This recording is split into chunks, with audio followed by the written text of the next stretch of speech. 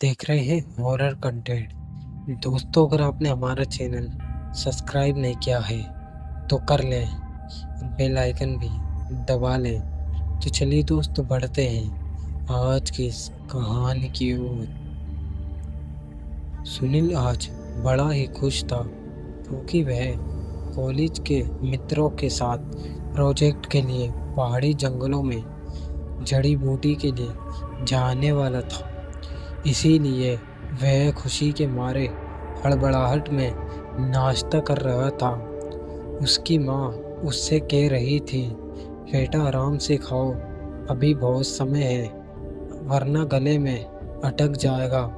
पर उसे तो जैसे तैसे अपना नाश्ता खत्म करके निकलना था। इसीलिए माँ की बातों को अनसुना करके उसने फटाफट नाश्ता खत्म किया ही था कि उसके दोस्त अनिल की उसे आवाज़ सुनाई दी, जो उसे लेने उसके गेट पर खड़ा था। वह अपने पापा की जीप लेकर आया था। उसके साथ अवंतिका और चैताली, मुकुट और दीपाली थी। वह सबको ड्रॉप करते हुए सुनील को उसके घर लेने आया था। इन्हें कॉलेज होते हुए जंगल की तरफ जाना था। सुनील अपना बैग उठाते हुए बाहर की तरफ निकला। उसकी माँ ने उसे एक खंजर थमा दिया क्योंकि जंगल में जंगली जानवरों से खुद की रक्षा के लिए वो अपना बचाव कर सके। बाहर आकर उसने सभी को हाय हेलो बोला और जीप में बैठ गया। वो लोग सबसे पहले कॉलेज पहुंचे। वहां अपना अटेंडेंस लगवा कर वो लोग जंगल की तरफ निकल गए। वो लोग घुमावदार रास्ते से पहाड़ों की तरफ बढ़े चले थे। वो जंगल इतना घना था कि लोग वहां जाने से भी डरते थे। जब वो जंगल के अंदर जा रहे थे तो उन्हें रास्ते में जंगली जानवरों की आवाज़ें सुनाई दे रही थी। तभी चैताली बोली, मुझे तो डर लग रहा है। सुनील बोला, तुम लोग डरो मत, जब मैं तुम्हारे साथ हूँ तो तुम्हें डरने की ज़रूरत नहीं है। वो लोग जंगल के काफ़ी अंदर पहुँच चुके थे। थोड़ी देर बाद उन्हें एक खंडर दिखाई दिया। जब वो उस खंडर के पास पहुँचे तो उस खंडर के आसपास बड़ी बड़ी झाड़ियाँ उगी हुई थी। जब वो उस खंडर के अंदर गए तो वहाँ बहुत अंधेरा था, जिसकी वजह से उन्हें कुछ दिखाई नहीं दे रहा था। उन्होंने लकड़ी की मशालें बनाई और उन मशालों को जलाकर वो अंदर गए तो उन्हें वहाँ कुछ पत्थर की टूटी फूटी मूर्तियाँ दिखाई दी और नीचे की तरफ एक सीढ़ी जा रही थी। जब वो लोग नीचे गए तो उन्होंने देखा नीचे पत्थर की खूबसूरत मूर्तियाँ थी। सुनील की नज़र कोने में रखे एक आईने पर गई। सुनील ने वो आईना उठाया और उसे लेकर बाहर आ गया। उस आईने पर धूल की मोटी परत जमी हुई थी। उन तीनों लड़कियों ने उस आईने को मिलकर साफ किया। उस आईने में एक अद्भुत कशिश थी जो उन्हें अपनी तरफ आकर्षित कर रही थी।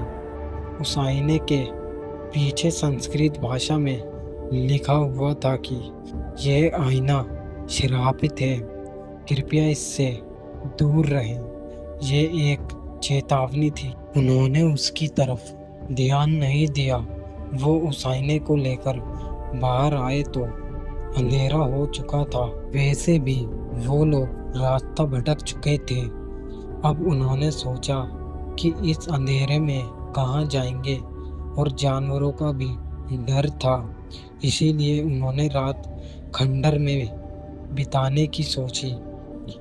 आग जलाने के लिए उन्होंने यहाँ वहाँ से कुछ लकड़ियाँ इकट्ठी की कुछ लकड़ियों से उन्होंने कैंप फायर किया तथा कुछ लकड़ियों को खंडर के दरवाजे के पास जला दिया, जिससे कि जंगली जानवर अंदर ना आ सके। अपने साथ लाए हुआ खाना खाकर उन्होंने इधर उधर की बातें और हंसी मजाक कर रहे थे और फिर थोड़ी देर बाद उन्होंने सोने की तैयारी की। उन्होंने फैसला किया कि हर कोई 1 घंटा जागेगा निगरानी के लिए। लड़कियां एक तरफ और लड़के एक तरफ लेट गए। सबसे पहले सुनील जाग रहा था, बाकी सभी सो चुके थे। सुनील पहरेदारी कर रहा था। उसने आईना देखा तो अपने आप को निहारता रह गया। उसे लगा आईना जैसे उसे अपने अंदर खींच रहा हो। उसने जैसे तैसे करके आईने से अपनी नज़र हटाई और सब सामान्य हो गया। वह समझ गया ये आईना वाकई ही शराबित है। तभी सुनील का 1 घंटा पूरा हो चुका था। उसने अनिल को जगाया और अपनी जगह पर जाकर लेट गया। उसने सोचा कि अगर मैं इसे बता दूंगा तो ये डर जाएगा, और अनिल आग के पास जाकर बैठ गया। जब उसकी नज़र आईने पर पड़ी तो वह अपनी जगह से उठकर आईने की तरफ गया। इतने में अवंतिका उठ गई और उसने चैताली को भी उठा लिया। उससे कहा, चल यार टॉयलेट करने चलते हैं। तभी उन्होंने अनिल को आईने के पास खड़ा देखा। उन्होंने सोचा कि अनिल अपने आप को निहार रहा होगा और वह दोनों चले गए। जब वह दोनों वापस लौटी तो अनिल वहाँ नहीं था। उन्होंने सोचा शायद वो भी टॉयलेट करने गया होगा। तभी चैताली ने कहा, तू सो जाओ, मैं जागती हूँ। चैताली की नज़र भी उसी आईने की तरफ चली गई। उसने देखा कि अनिल उस आईने के अंदर खड़ा था और चैताली उसके पास गई। जैसे ही उसने आईने को छुआ तो वह भी उसके अंदर खिंची चली गई। थोड़ी देर बाद अवंतिका की आँख खुली तो उसने देखा चैताली वहाँ नहीं थी। तो उसने सोचा शायद दोनों कहीं घूम रहे होंगे और कुछ सोचकर मुस्कुराने लगे। तभी थोड़ी देर बाद उसे एक आवाज़ सुनाई दी। उसने उठकर अपनी नज़र इधर उधर घुमाई तो उसने देखा कि आईने में अनिल और चैताली खड़े हुए थे। तभी वह भी उसके पास गई और उस भी आईने ने अपने अंदर खींच लिया। अब वो तीनों उस आईने के अंदर कैद हो चुके थे। सुबह के 5 बज चुके थे। पक्षियों के चहचहाने की आवाज़ से मोहन जाग गया। उसने यहाँ वहाँ देखा तो 3 लोग गायब थे। उसने सुनील और दीपाली को उठाया और कहा, ये देखो वे तीनों कहाँ हैं। तभी सुनील बोला, यह सब मेरी गलती है। मुझे तुम लोगों को रात को उठाकर सब कुछ बता देना चाहिए था कि ये आईना शराबित है।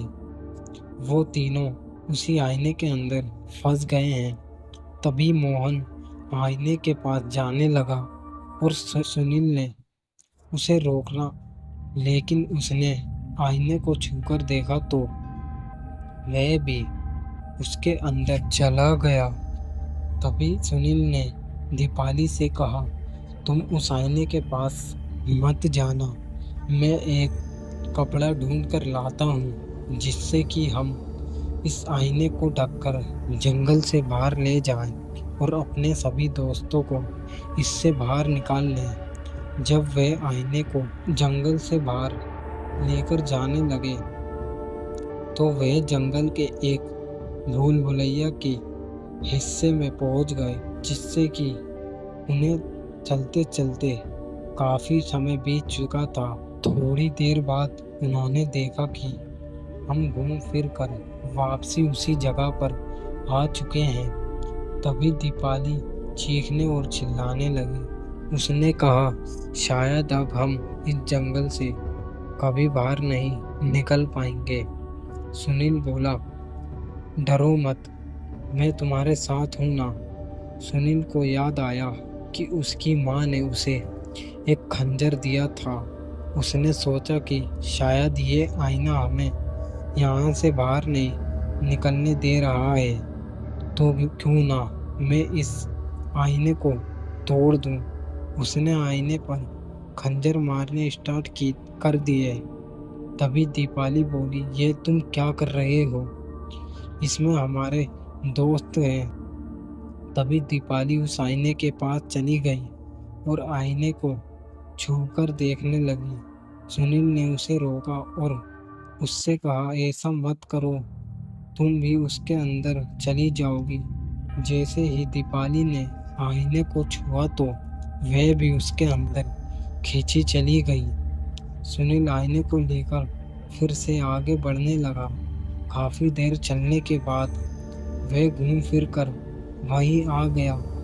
सुनील का दिमाग काम नहीं कर रहा था। वह पागल सा हो चुका था और एक जगह थक हार कर बैठ गया। तभी अंधेरा भी हो चुका था। अगले दिन सुनील लड़खड़ाते कदमों के साथ जंगल से बाहर निकलने लगा। बाहर रोड की साइड उसे पुलिस वाले और उसके घर वाले खड़े दिखाई दिए। उन्होंने सुनील से पूछा कि तुम्हारे दोस्त कहाँ हैं, लेकिन सुनील कुछ नहीं बोला क्योंकि वह कुछ बताने की हालत में नहीं था। वह पूरी तरह पागल हो चुका था।